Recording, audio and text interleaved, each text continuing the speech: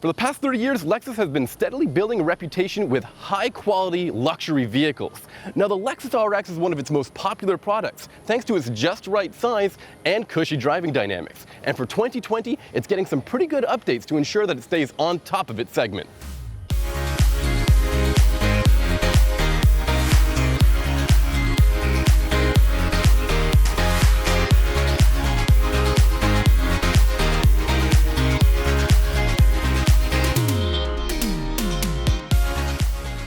Just like before, the Lexus is available with two power plants, a naturally aspirated V6 and a hybrid version, which is what we have here.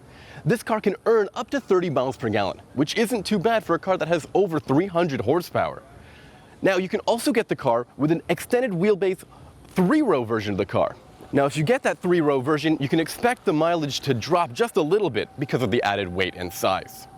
As usual, Lexus has given the RX a very distinct design. You won't be confusing this expressive SUV for an Audi or Mercedes.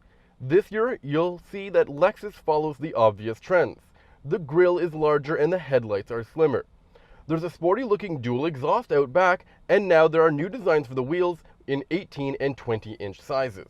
Jump into the RX and you'll see the most significant update, and that has to do with this infotainment system, which is now a touchscreen and features Android Auto and Apple CarPlay support. This is a big deal because in the past, Lexus has kind of fumbled with its infotainment system.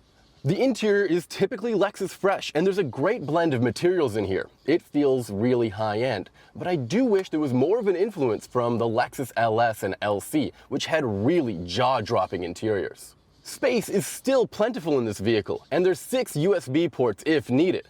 Additionally, you can even find some wireless charging up front. Driving this year's Lexus RX, you won't see a drastic difference when compared to last year, and that's okay, because the Lexus RX has a very defined personality on the road, and Lexus has got that figured out. This is a very luxurious, refined car, and the new model still feels that way. Now, they have made some pretty significant changes under the hood in terms of suspension and handling to make sure that the car still feels engaging and refined without, being a little bit too stiff and too uncomfortable. This is a Lexus after all. And although a lot of people have this antiquated stereotype of Lexus basically being a Buick, but a Japanese version of it, these cars are far more refined and easy and responsive to drive than you would expect any classic Buick to feel.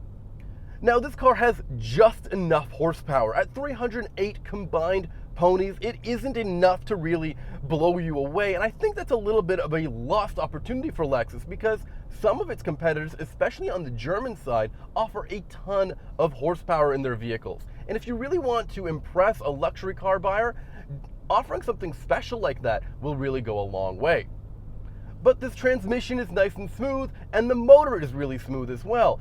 I guess Lexus is thinking that people who are treated with a refined experience won't be in any hurry.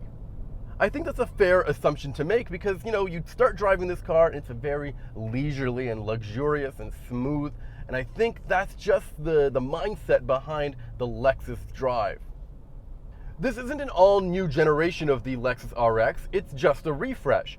But the automaker has looked at how they construct the vehicle and made some changes there, incorporating something called laser screws. Basically, by using a laser instead of hot stamping or welding the car together, they're using these lasers that are just as strong and can improve the torsional rigidity of the vehicle, which is a very important part of making a vehicle feel more responsive on the road. In addition to that, they've changed the way the suspension has been set up, and they've changed the front and rear sway bars.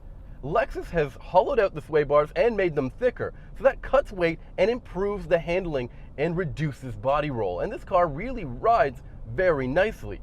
Now, there's also improved bushings that help the steering feel more responsive. If you want a more engaging drive, you can get an F-Sport version of the RX.